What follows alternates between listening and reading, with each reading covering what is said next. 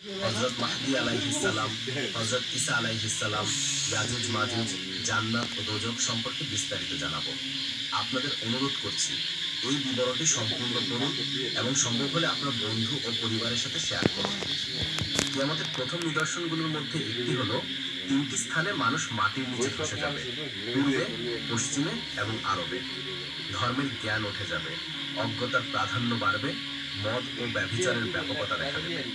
এমন নির্লজ্জতা ছড়িয়ে পড়বে যে মানুষ গাধা খোঁজার মতো খাবে, পুরুষের সংখ্যা কমে যাবে, নারীর সংখ্যা বেড়ে যাবে। এমনকি একজন পুরুষের তত্ত্বাবধানে 50 জন নারী থাকবে।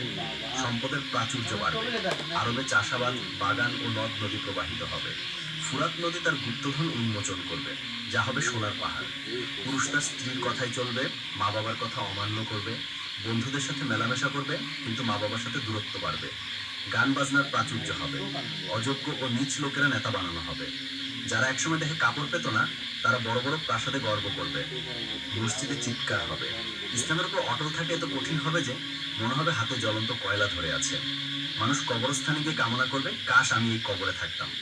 সময়ে বরকত থাকবে না, বছর মাসের মতো, মাস সপ্তাহের মতো, সপ্তাহ দিনের মতো, আর দিন এমন হবে যেন কিছু আগুনে পুড়ে দ্রুত শেষ হয়ে গেছে। সময় খুব দ্রুত পার হবে, হিংস্র জন্তু মানুষের সাথে কথা বলবে, সূর্য পশ্চিম থেকে উদিত হবে। এই নিদর্শন প্রকাশের সাথে সাথে তওবার দরজা বন্ধ হয়ে যাবে। এই সময় ইসলাম গ্রহণ করা কবুল হবে না।